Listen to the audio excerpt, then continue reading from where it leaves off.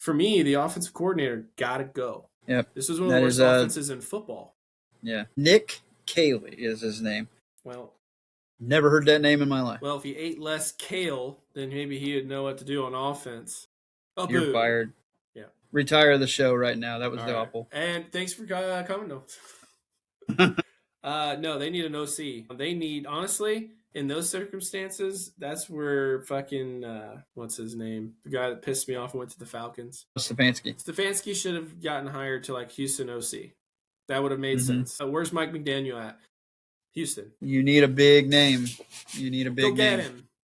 Like, you don't want a college coordinator. You don't want a college coach to come up and be your coordinator. You need a pro guy. Somebody. You need a pro game guy. Yes. Maybe somebody who's retired currently, or somebody who's just been recently fired, or has been fired for a couple years or something. Hasn't been around. Byron Leftwich at? Fucking call him. I don't care. Maybe, yeah. Where the hell is he at? Where the fuck's he at? There's got to be some OCs that you know, give them a shot. Go get a new one, okay? Don't call the Steelers OC.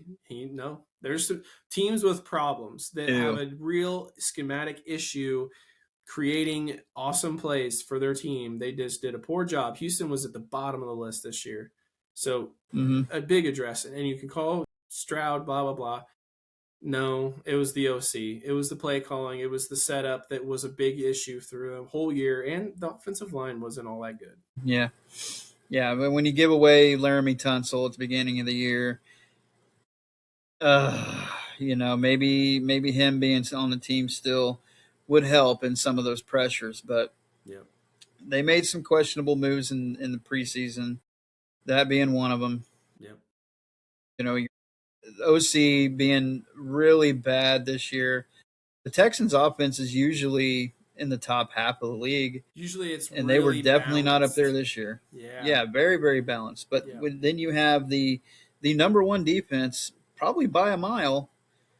And if you can just manage a top 12 or 13 offense, they're still playing.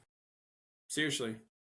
They are a top 3 to 5 defense, and they just happen to have like the 30th, 28th offense in the NFL.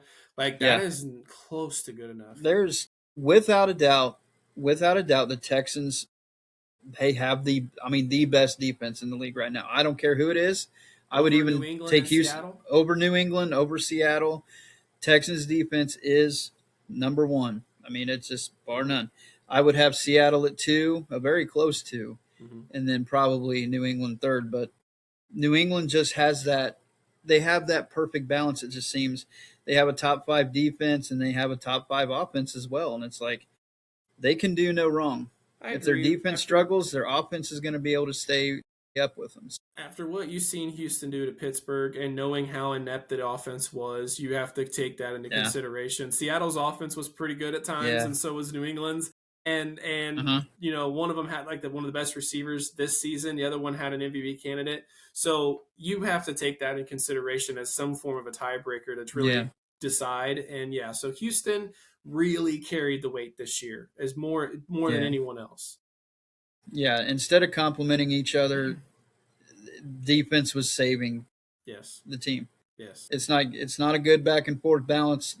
We're going to play and we're going to complement each other. Now the defense was saving games and the defense was winning games, and now it's more obvious now than ever. I mean, even against Pittsburgh, like you said, their offense couldn't do shit. Yeah. And their defense had to score a couple touchdowns to kind of put the game out of reach. But there's definitely an offensive problem in Houston.